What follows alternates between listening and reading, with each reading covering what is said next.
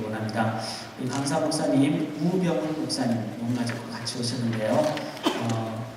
말씀을 전해주실 때 이 말씀이 목사님께서 우리 어린이 설교 때 전해주신 것처럼 그 어린이들에게 그 어려운 속량이라는 그 신학적인 용어를 가장 어린이들이 이해하기 쉽게 이렇게 잘 풀어주시는 조직 신학을 전공하시는 분이십니다. 그래서 오늘도 주의 말씀을 전해주시는데 조직 신학 그러면은 교리 딱딱하기 쉽고 이론 중심이라 생각하시는데 이 목사님 저희가 말씀을 들으면서 그 신학의 가장 중요한 뼈대 틀을 우리 목양적인 마음으로 그리고 우리의 삶에 적용할 수 있도록 그렇게 정확하게 또 실질적으로 전해주신 귀한 말씀을 저희가 들었습니다. 오늘도 이제 우리의 주인이신 예수 그리스도라는 제목으로 주의 말씀 전해 주실 때 우리 성도님들 귀하게 하나님의 말씀으로 은혜를 받는 귀한 시간 되기를 간절히 기원합니다. 우리 목사님 나오실 때 감사의 박수 한번 하도록 하겠습니다.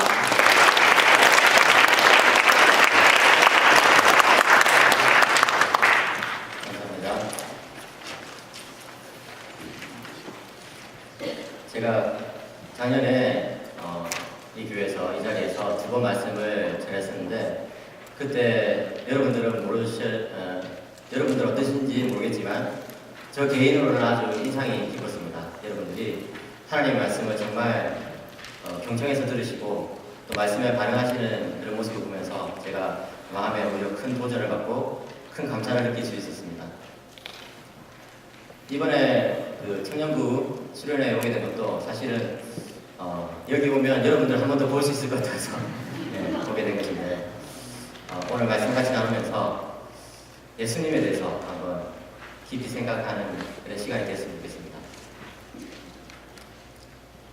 한번 잠시 기도할까요?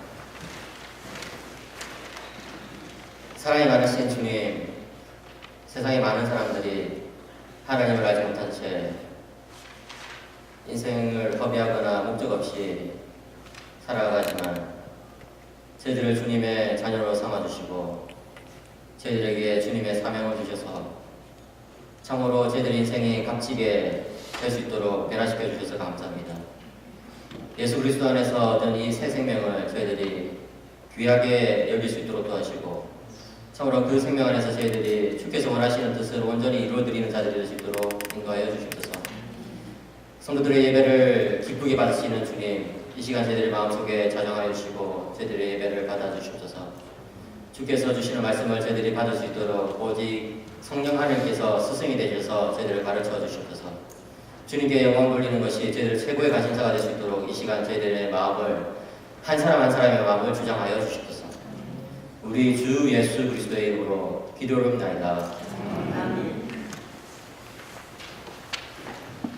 바울은 기도의 사람이었습니다. 그런 점에서 바울은 예수님을 닮아 있다고 볼 수 있죠. 여러분들이 예수님의 기도를 깊이 묵상해 보시면 많은 은혜를 누리게 되실 것입니다. 예수님께서 기도하셨던 그 모습과 예수님께서 기도하셨던 그 내용을 여러분들이 자주자주 묵상해 보십시오. 예수님은 늘 기도하는 분이셨습니다. 죄도 없으신 그분이, 하나님의 아들이신 그분이 무엇이 그렇게 기도할 것이 많았을까? 예수님은 자신을 위한 기도를 드리기보다는 예수님께서 만나셨던 그 많은 사람들, 그 가난한 자들, 연약한 자들, 세상에 버림받은 자들, 그리고 예수님의 제자들을 생각하시면서 기도하셨기에 그렇게 매일매일 기도에 전념하셨을 것입니다. 예수님은 밤늦도록 기도하시고 새벽 5일이라 미명에 제자들이 다 잠든 그 시간에 혹시나 제자들이 깰까봐 까치발로 제자들 사이를 살며시 건너와서 산이나 들로 홀로 나가셔서 기도하셨습니다. 그런 예수님을 알고 있었기 때문에 바울 역시도 늘 기도에 힘쓰는 사람이었습니다. 데살로니가전서 5장 17절에 보면 우리가 잘 알듯이 쉬지 말고 기도하라. 이 말씀을 바울이 주셨죠. 예수님께서 그렇게 사셨고 바울 동안 그렇게 살았기 때문에 그 말씀을 주신 것입니다. 오늘 이 본문은 바울의 기도로 시작됩니다. 바울은 몸은 자기가 전도했던 교회로부터 떨어져 있더라도 그 교회를 생각하면서 쉬지 않고 기도했던 사람입니다. 무엇이 그렇게 기도할 것이 많았을까? 오늘 본문에 보면 바울이 기도했던 중요한 두 가지를 알 수 있게 됩니다. 첫 번째는 지식이요, 두 번째는 실천입니다. 첫 번째로 바울은 자기가 전도한 그 골로새 성도들이 하나님을 아는 지식과 하나님의 뜻을 아는 지식에서 자라나도록 계속해서 기도하고 있습니다. 또한 두 번째로 바울은 그렇게 아는 만큼 살아가도록 실천하도록 기도하고 있습니다. 기독교는 지식과 실천의 종교라고 말할 수 있습니다. 기독교에서 이 두 가지 지식과 실천이 항상 같이 가야 합니다. 지식은 많은데 실천이 없다면 공허하게 됩니다. 많은 지성인들이 지식적으로 기독교를 추구하는데 마음속에 찾아오는 공허를 또 다른 지식으로 메꾸려고 하는데 그렇게 해봤자 공허감이 사라지지 않는 것이죠. 왜냐하면 하나님의 진리는 실천할 때 우리를 채워줄 수 있기 때문에 그런 것입니다. 또한 반대로 지식 없이 실천만 계속해서 하는 사람은 방향 없는, 목적 없는 삶을 살아간다고 볼 수도 있습니다. 그렇기 때문에 여러분들은 이 지식과 실천, 이 두 가지를 항상 붙잡아야 합니다. 그런데 바울은 이 지식 부분에 있어서 한 가지를 강조하는데요. 하나님을 알고 하나님의 뜻에서 계속해서 하나님의 뜻을 계속 아는 데서 자라나기 위해서는 신령한 총명이 필요하다라고 말하고 있습니다. 신령한 지혜와 신령한 총명이 필요하다. 영적인 지성을 말하는 것입니다. 세상 교육을 많이 받았다고 해서 하나님을 아는 것이 아닙니다. 여러분들이 이 사실에 대해서 잘못 생각해서는 안 됩니다. 나는 세상에서 많은 지식을 배웠기 때문에 교회에서도 그런 지식을 가지고 뭔가 이렇게 발언을 해봐야 되겠다. 이렇게 생각하시면 안 됩니다. 나는 세상에 많은 경험이 있기 때문에 그 경험을 가지고 어떤 신앙생활을 해봐야 되겠다. 그렇게 생각해서는 안 됩니다. 하나님을 아는 사람, 하나님의 뜻을 아는 사람은 누구입니까? 그는 신령한 지혜와 신령한 총명을 가진 사람입니다. 신령한 총명이란 성령님께서 주시는 지성을 말합니다. 일반적인 지성이 아니라 성령 하나님께서 주시는 지성을 말하는 것이죠. 그 지성으로 변화된 사람만이, 그 지성을 받은 사람만이 하나님을 알고 하나님의 뜻을 알 수 있다는 것입니다. 그렇기 때문에 여러분들이 하나님의 뜻을 알고 싶거든 성령님께 기도하시기 바랍니다. 성령님께 엎드리시기 바랍니다. 주님, 신령한 총명을 주시옵소서. 영적인 지성을 주시옵소서. 이렇게 기도하시기 바랍니다. 그리고 또 바울은 이 지식에 있어서 계속해서 자라나기를 공부하고 있습니다. 어린아이가 자라지 않는다면 그것은 병이 든 것입니다. 그와 마찬가지로 신앙생활을 한 지 벌써 수년 또는 수십 년이 지났는데도 불구하고 하나님에 대해서 잘 알지 못하겠다. 또는 하나님의 뜻이 뭔지를 모르겠다라고 생각하시는 분들은 영적으로 병이 들었다고 생각할 수 있습니다. 여러분들은 하나님과 하나님의 뜻을 아는 데서 계속해서 자라나야 됩니다. 그런데요, 그렇게 지식적으로 이렇게 자라고 있는 사람의 세 가지 특징이 있다고 바울은 말합니다. 실천적인 면에 있어서, 구체적인 삶에 있어서 세 가지 특징이 있다는 것이죠. 첫 번째 특징은 뭐냐면은 항상 선한 일을 하여서 하나님의 마음을 기쁘시게 해드린다는 것입니다. 제가 이제 아이 둘인데 아까 이쪽에 앉아있던 그 남자아이와 또 그보다 조금 더 귀여운 여자아이 저는 둘을 똑같이 살았는데 이상하게 딸아이를 안았을 때 기분이 조금 더 좋은 것 같습니다. 그 제가 듣는 말 중에 참 기분 좋은 것이 애들이 아빠 닮았던데요? 이 생긴 게 아빠 닮았던데요? 이렇게 하면 제가 잘생겼든 못생겼든 어쨌든 기분이 좋아요. 특별히 또 애들이 자세히 같이 해보면 제가 좀 잘한다고 생각하는 일을 좀 잘할 때 그럴 때 참 기분이 좋아요. 아, 내가 그래도 뭐 좀 조금 장점이 있긴 있는데 그게 또 애들이 가지고 있구나. 그럴 때 참 기분이 좋더라고요. 하나님 아버지가 언제 기분이 제일 좋으시냐면 우리가 선한 일을 할 때 기분이 제일 좋으십니다. 왜냐하면 하나님은 선한 분이시거든요. 그래서 선한 일을 하는 하나님의 자녀를 보면 너무 기쁜 거예요. 저희가 나를 닮았구나. 정말 내 자식이 맞구나 하는 것입니다. 하나님을 아는 지식으로 가득한 사람은 선한 일에 힘쓰게 되어 있습니다. 그게 하나님께서 기쁘시다는 것을, 기뻐하신다는 것을 알기 때문인 것이죠. 세상 사람들은 자신의 행복을 추구합니다, 여러분. 그런데 크리스찬들은 하나님의 기쁨을 추구합니다. 둘 중에 누가 더 행복할까요? 하나님의 기쁨을 추구하는 사람입니다. 왜냐하면 하나님께서 인간을 만드실 때 하나님의 기쁨을 추구하는 사람이 자기 행복을 추구하는 사람보다 더 행복하게 살도록 만들어 놓으셨기 때문에 그런 것입니다. 여러분들이 나의 삶을 통하여 정말 하나님께서 기뻐하고 계신다라는 생각이 들 때 그런 순간 한번 회상해 보십시오. 진짜 행복하지 않았습니까? 그런 행복감은요, 뭐 직장에서 좀 보너스를 받았다, 또는 뭐 승진이 되었다, 또 좋아하는 학교를 가게 되었다, 뭐 좋은 학점을 받게 되었다, 이런 기쁨하고 차원이 달라요. 정말 나의 부족한 삶을 통해서 하나님이 기뻐하시는구나. 그 아버지의 기쁨이 전달될 때 정말 행복해지는 것이죠. 둘째로 하나님의 지식으로 가득 찬 사람은요, 하나님의 영광의 힘으로 살아가게 됩니다. 제가 설교를 준비하면서 영광의 힘이라는 표현이 참 독특하게 와닿았습니다. 실제로 성경을 찾아보니까 영광과 힘, 영광과 능력 이런 표현들은 여러 군데 나오는데요. 영광의 힘이라는 표현은 오늘 이 골로새서 1장에 딱 한 번만 나온 것을 발견하게 되었습니다. 도대체 영광의 힘이 뭘까? 영광스러운 힘을 말하는 거예요. 너무 위대해서 도대체 인간으로서 상상할 수 없는 그 위대한 영광스러운 힘을 말하는 것입니다. 그 힘이 어디에 필요할까요? 쉽게 생각하면 그 힘은 하나님을 위해서 뭔가 아주 열심히 큰 사역을 할 때, 하나님을 위해서 엄청 놀라운 사역을 할 때 그 힘이 필요하다고 우리는 생각하게 되죠.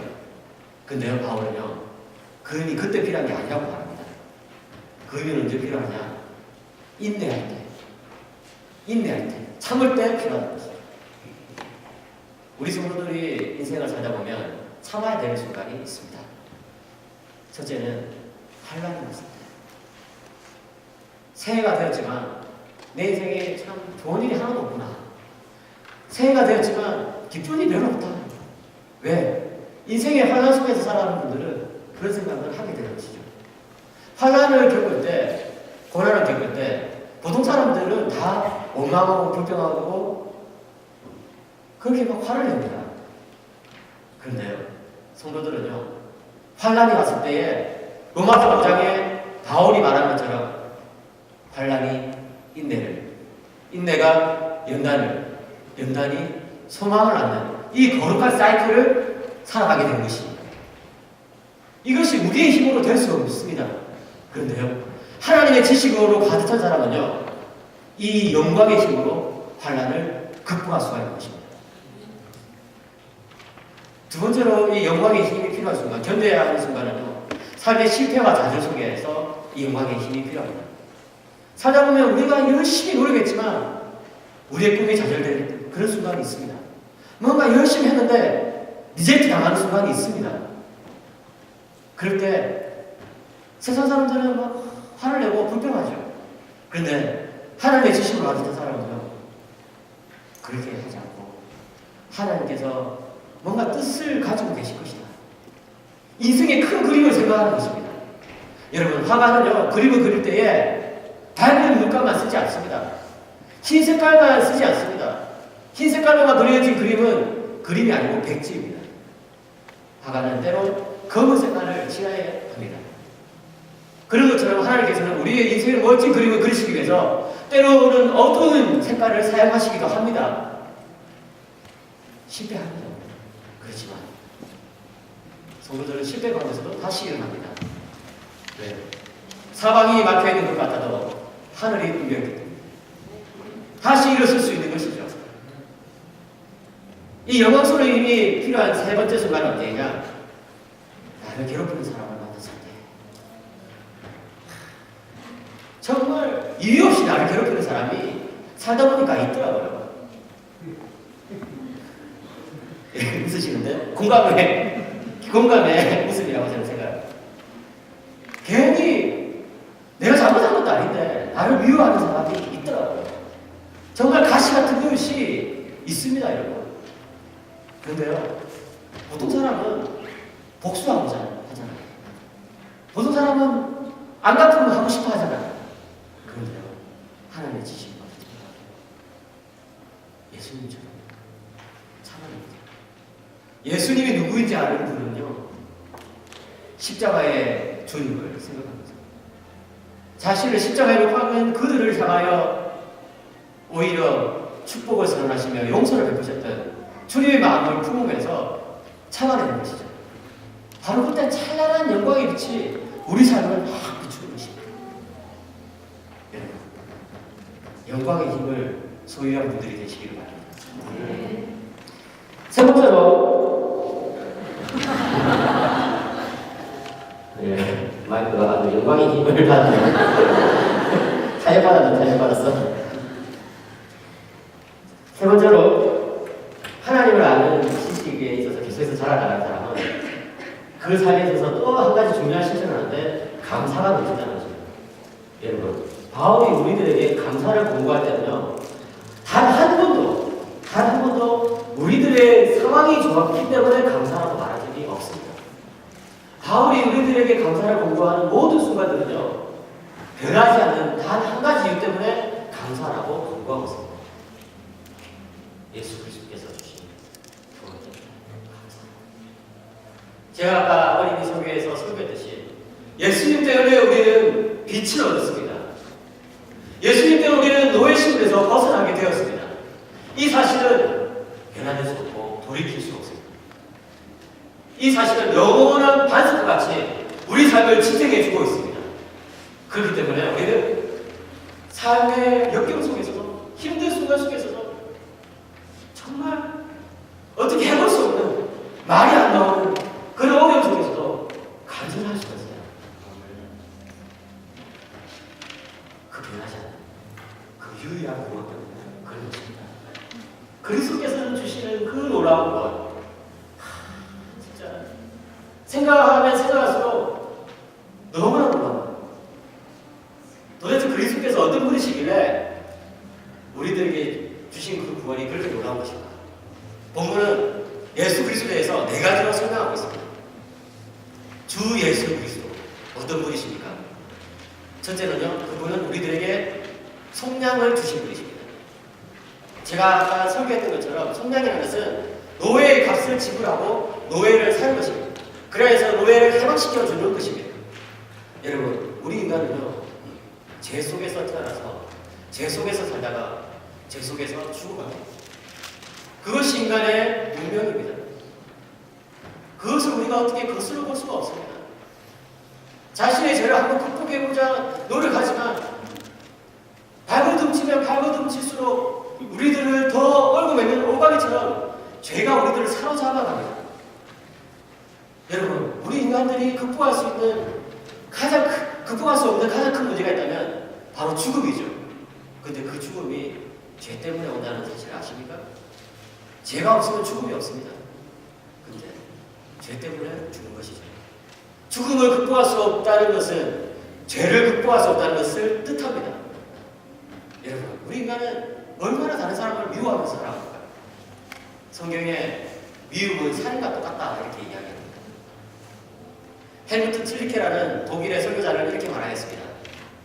인간 그는 살인하기 때문에 살인자가 되는 것이 아니라 원래 살인자이기 때문에 살인한 것이다.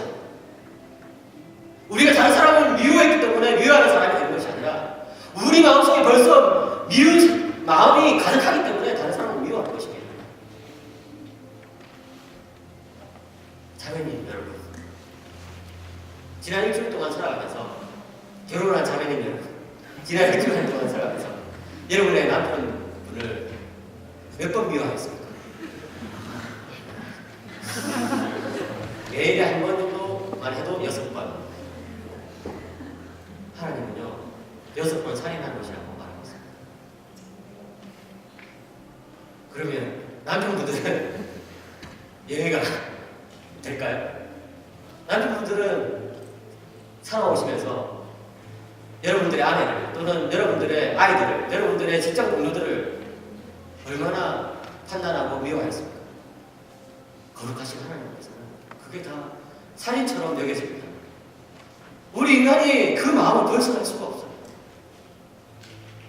그런데 예수님께서 우리들을 그 자리에서부터 해방시켜 주셨다는 것입니다. 예수님의 피값으로, 예수님의 십자가의 피값으로 우리를 구속해 주셨다는 것입니다. 그렇기 때문에 예수님은 우리들의 주인이신 것이죠. 둘째로 바울은 예수님께서 우리의 주인인 이유를 창조에 두고 있습니다. 예수님이 왜 우리의 주인이냐? 예수님은 우리들을 창조하신 분이기 때문에, 이 모든 만물의 창조주이기 때문에 그렇다라고 말하고 있습니다. 보통 우리는 창조를 생각할 때 창조는 성부 하나님의 사역이고 구속은 성자 예수님의 사역이고 성화는 성령 하나님의 사역이다, 이렇게 생각하기가 쉽습니다. 그렇지만 사실은 성부, 성자, 성령 하나님이 이 창조와 구속과 성화 사역에 항상 같이 일하십니다. 그래서 고대의 어떤 화가들은 이것을 신학적으로 잘 설명해서 하나님 아버지의 두 손이 성령과 성자라고 이렇게 묘사하고 있습니다. 하나님 아버지께서 이 세상을 통치하시고 이 세상에 이렇게 역사하실 때 항상 이 성령과 성자의 두 손을 가지고 일하신다는 것이죠. 이 참 화가인데도 아주 깊은 어떤 신학적인 통찰력을 가지고 있었던 것입니다. 그런데 오늘 이 바울이 강조하는 것은 하나님께서 창조를 하실 때 이 그리스도라는 이 손을 통해서 창조하셨다는 것입니다. 하나님께서 자신을 드러내는 방식은 여러 가지가 있을 것입니다. 하나님의 말씀을 통해서 직접 드러내시기도 할 것이고, 기적을 통해서 드러내시기도 할 것이고, 하나님의 사람들을 통해서 자신을 드러내실 것입니다. 그런데요, 하나님께서 자신을 가장 정당하고 완벽하게 드러내는 방법이 한 가지가 있는데, 그것은 바로 예수 그리스도, 자신의 아들을 통해서 드러내는 것입니다. 우리는 그것을 잘 알고 있습니다. 성육신을 통해서요. 성육신이 무엇입니까? 하나님께서 이 땅 가운데 인간의 몸을 입고 오셔가지고 그 아들 예수 그리스도를 통해서 자신을 드러내신 사건이 바로 성육신이잖아요. 그렇죠? 우리는 그것을 다 알고 있습니다. 그런데 성육신만큼이나 중요한 창조 사역에 있어서도 하나님께서 그리스도를 통해서 자신을 드러내고 있다는 것입니다. 여러분들이 이 사실을 별로 생각하지 않으셨을 거예요. 그런데 바울은 이렇게 말하고 있습니다. 예수님은 보이지 않는 하나님의 형상이다, 이렇게 이야기하고 있습니다. 고대 교부는 이것을 비유로 이렇게 설명했습니다. 샘물을 생각하십시오. 맑은 샘물. 이 샘물의 이 안쪽에 물은 보이지가 않습니다. 그렇죠? 이 보이지 않는 이 샘물이 성부 하나님이라면, 이 밖으로 퐁퐁퐁 솟아나는 이 샘물이 성자 예수님이라는 그리스도라는 것입니다. 그러니까 결국은 같은 분이신데 한 분은 잘 안 보인다면 한 분에게 분명히 보인다는 것이죠. 특별히 이 창조에서 하나님은 그리스도를 통하여서, 그리고 그리스도를 위하여서 그리스도 안에서 창조를 했다고 말하고 있습니다. 한번 읽어보겠습니다. 여러분들에게 나눠드린 이 핸드아웃의 두 번째 페이지에 2의 16절, 이게 골로새서 1장 16절입니다. 만물이 그에게서, 시작. 만물이 그에게서 창조되되 하늘과 땅에서 보이는 것들과 보이지 않는 것들과 혹은 왕권들이나 주권들이나 통치자들이나 권세들이나 만물이 다 그로 말미암고 그를 위하여 창조되었고 또한 그가 만물보다 먼저 계시고 만물이 그 안에 함께 서느니라. 예수 그리스도로 말미암아 창조가 이루어졌습니다. 예수 그리스도는 창조의 주체가 되신다는 말입니다. 예수 그리스도께서 창조를 하셨다는 것입니다. 예수 그리스도께서 이 만물을, 여러분들을 지으셨다는 것입니다. 예수 그리스도를 향하여 창조가 이루어졌습니다. 이 창조물의 목표점이 예수 그리스도라는 것입니다. 예수 그리스도 안에 만물이 있다고 말합니다. 이 모든 피조물의 보존자가 예수 그리스도라는 사실입니다. 그렇습니다. 예수 그리스도는 창조의 주체시요, 창조의 목표시요, 창조의 보존자가 되십니다. 이것을 쉽게 말하면 이 모든 것은, 이 세상의 모든 것, 여러분들 포함한 모든 것은, 모든 만물은 예수 그리스도에게 속해 있을 뿐만 아니라 예수 그리스도를 드러내는 것이어야 된다는 것입니다. 우리는 이 모든 만물이 예수님께 속해 있다는 것을 잘 압니다. 그러나 이 모든 만물이 예수님을 드러내야 된다는 사실을 잘 모르고 있습니다. 여러분, 여러분들의 가정이 예수 그리스도를 드러내는 것이어야 합니다. 사도 바울이요, 이 에베소서나 골로새서 가정 준칙을 주잖아요. 남편들아 아내를 사랑하라, 아내들아 남편들에게 복종하라, 부모들아 자녀들을 노엽게 하지 말라, 자녀들아 부모에게 순종하라, 상전들아 종들을 괴롭히지 말라, 종들아 선생에게 순종하라. 그런데 그 각각에 항상 무엇을 집어넣냐면 예수 그리스도를 집어넣는 것입니다. 왜? 우리들의 가정은 예수 그리스도를 드러내야 되기 때문에 그런 것이죠. 여러분, 여러분들의 직장 생활이, 여러분의 학교 생활이 예수 그리스도를 드러내야 된다는 것을 여러분 아십니까? 목사님, 사업은 사업이고 예수님은 예수님이지 뭐 그게 무슨 서로 관련이 있습니까? 이렇게 생각하는 분은 오늘 이 골로새서 1장 16절 이하의 말씀들을 깊이 묵상하지 못한 분입니다. 모르는 분입니다. 제가 알았던 장모님이 있습니다. 한국에서 큰 기업의, 대기업의 CEO이십니다. 그런데요, 그분이 저를 만나서 한번 이야기를 하셨습니다. 목사님, 사업의 원리와 신앙의 원리가 같던데요. 장모님 무슨 말씀이십니까? 장모님은 어떤 원리로 그 큰 기업을 이렇게 이끌어 가십니까? 저는 신앙의 원리 중에서 제일 중요한 것이 자기 부인이라고 생각합니다. 자기를 부인하는 것이라고 생각합니다. 그런데 그 자기를 부인하는 원리를 저는 CEO로서, 회장으로서 우리 기업체에 적용하면서, 저에게 적용하면서 살아갑니다. 그래서 저는 하청업체들 대할 때도요, 나를 부인하는 그런 심정으로 하청업체들을 대합니다.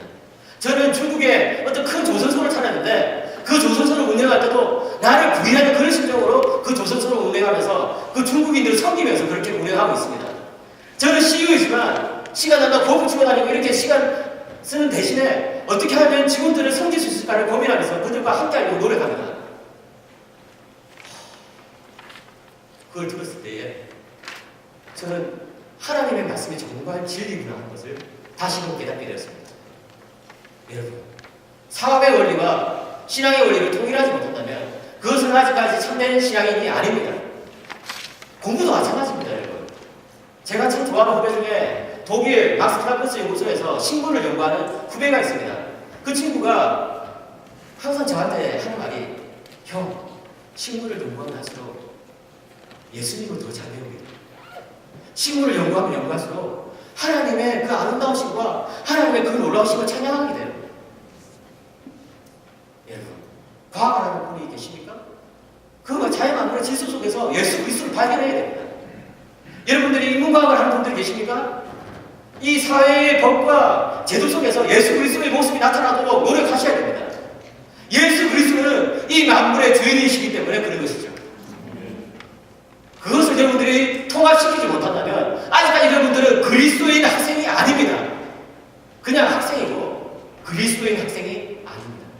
그리스도인 사업가가 아니고 그리스도인 직장인이 아니고 그리스도인 남편, 그리스도인 아내가 아닌 것이죠. 여러분들이 이 세상이 예수 그리스도께 속해 있을 뿐만 아니라 이 세상이 예수 그리스도를 드러내야 된다는 사실을 반드시 기억하시기 바랍니다. 그런데요, 놀랍게도 이 만물을 통치하고 계신 주님은 교회에 특별한 그런 고난을 주셨습니다. 그것은 뭐냐면 예수님의 몸이 되는 고난입니다. 여러분, 아까 어떤 화가가 하나님께서 이 세상을 다스리실 때 성령과 그리스도라는 팔로 이 세상을 다스린다고 말씀하셨잖아요. 그랬잖아요, 그것을. 그런데요, 바울은 이 그리스도의 팔과 다리가 무엇이냐 했을 때 그것은 바로 교회라고 말하는 것입니다. 그림이 그려지죠. 하나님, 성부 하나님, 두 팔, 성령과 성자, 그리고 성자의 두 팔인 교회. 여러분들이 그리스도의 몸이라는 것입니다. 그래서 여러분들은 이 교회에서부터 이 그리스도가 어떤 분이신지를 잘 나타내야 되는 것이죠. 그리고 교회에서 잘 훈련받아가지고 사회에 나가서 그것을 적용하는 것입니다. 교회는 말하자면 아이들이 많은 집안에 큰아이라고 할 수 있습니다. 큰아이를 잘 가르쳐 놓으면 그 밑에 아이들이 잘 따라오잖아요. 때로는 안 따라올 때도 있지만 대체로 큰아이를 잘 교육시키면 이게 그 아이들이 잘 따라올 거라고 기대하잖아요. 그런 것처럼 하나님은 우리 교회를 큰아이를 삼으신 거예요.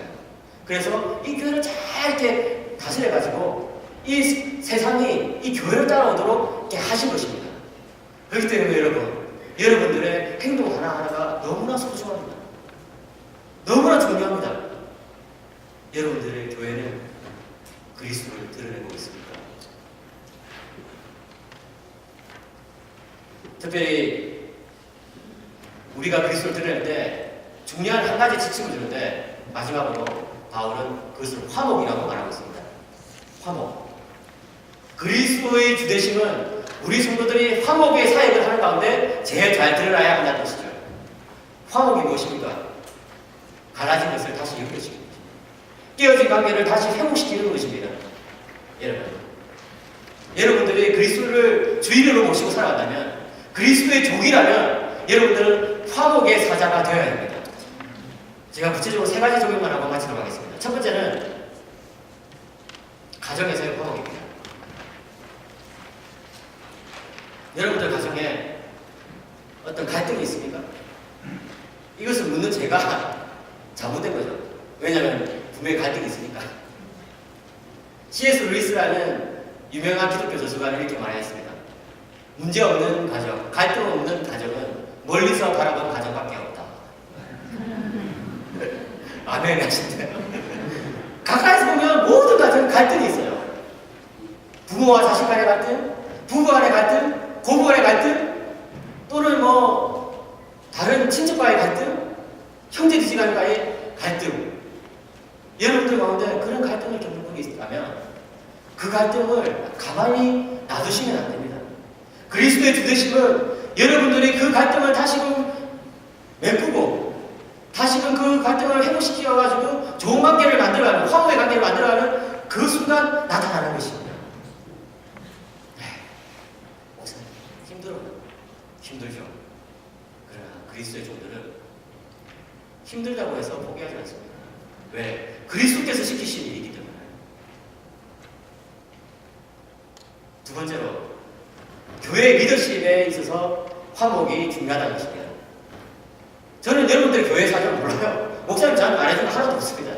그런데 제가 이민교회를 보니까 그런 특징들이 많아서 그냥 이야기하는 것입니다. 여러분, 교회 리더십들이 많이 분열되어 있습니다. 특별히 이 한인교회들은 교회 리더십이 정말 이렇게 갈등이 많습니다. 그런데요, 그것을 가만히 놔두면 교회가 쪼개집니다. 여러분, 교회가 쪼개진다는 것은 그리스도의 몸을 찢는 일입니다. 여러분 일평생 살아가면서 절대 해서는 안 되는 일이 있다면 그리스도의 몸을 찢는 일입니다. 여러분, 2개의 플라스틱을 이렇게 본드로 붙여가지고 이렇게 붙여져 있다가 딱 떼면 본드 자국이 양쪽에 남아있잖아요. 그런 것처럼 하나의 교회가 둘로 쪼개지면요, 그 상처가 평생 갑니다. 그렇기 때문에 여러분, 교회 리더십 사이에 갈등이 있다면, 어떤 오해가 있다면 오늘 당장 해결하셔야 돼요. 그것을 해결하기 위해서 찾아가고 대화하고 설득하고 하나가 되셔야 됩니다. 그것이 바로 그리스도를 주로 모시고 살아가는 사람들의 화목의 사역입니다. 한 가지 마지막으로 더 적용하겠습니다. 이민교회를 보니까요, 교회에 계속해서 계시는 분들과 잠시 있다가 떠나는 분들 사이에 갈등이 있다는 것을 저는 발견하게 됐습니다. 저는 여러분들 교회를 말하는 게 아니에요. 여러분들 교회는 그렇지 않겠죠? 아니길 바랍니다. 저는 모릅니다. 제 친척이 2년 전에 미국으로 건너왔습니다. 이 근처에 살고 있습니다. 교회를 나갔습니다. 어떤 언니가 친해졌습니다. 그 언니가 이렇게 말합니다. 야, 너는 몇 년 있다가 몇 년 있을 거냐? 언니, 왜 그러세요? 나는 주제원 것들이랑 안 놀아. 그래서 제가 그 이야기를 듣고 나서 너는 그런 것들이랑 놀지 마라. 이렇게 말하려고 했다가 목사가 절대 그렇게 말하면 안 돼요. 목사는 아주 사람을 이렇게 거시나 이런 표현을 쓰면 안 돼요. 그러니까 저는 이제 분명하게 그래 그런 마음을 품는 게 이해된다. 정 주고 사랑 주고 마음도 좋지만 지금은 때가 되면 남이 되어 떠나가는 그런 사람들을 볼 때에 사랑을 베푼다는 것이 얼마나 힘들다는 거 이해가 된다. 그렇지만 여러분, 교회는요, 이해타산 따져가면서 사랑하는 것이 아닙니다. 교회는요, 주판 두드려가면서 사랑을 계산하는 것이 아닙니다. 여러분들, 예수 그리스도께서 여러분들 일평생 단 한 번이라도 계산기 두드려가면서 여러분들을 사랑하신 적이 있었습니다. 우리 주님께서 여러분들을 사랑하실 때에 야 이놈을 사랑하면 나중에 남을까 안 남을까 이렇게 차변대변 이렇게 나눠가지고 예? 이익이 생길 때 사랑하는 그런 적이 있습니까? 있습니다. 흘러도 또 흘러내리는 어머니의 젖과같이 아무런 조건 없이 우리들에게 사랑을 주십니다. 그런 사랑을 받은 사람들이 어떻게 다른 사람들을 대할 때, 나그네 대를 대할 때 잠시 있다가 떠날 사람들이라고 할지라도 진심으로 사랑하지 않을 수가 있겠습니까? 물론 그 사람은 힘듭니다. 그렇지만 우리가 예수 그리스도의 종이라면 그렇게 살아야 합니다. 그것이 바로 주님을 주 예수 그리스도라고 부르는 모든 사람들의 의무이자 특권입니다. 우리는 그렇게 살도록 부름을 받았고 그렇게 살아야 하고 그렇게 살아갈 수 있습니다. 함께 기도합시다.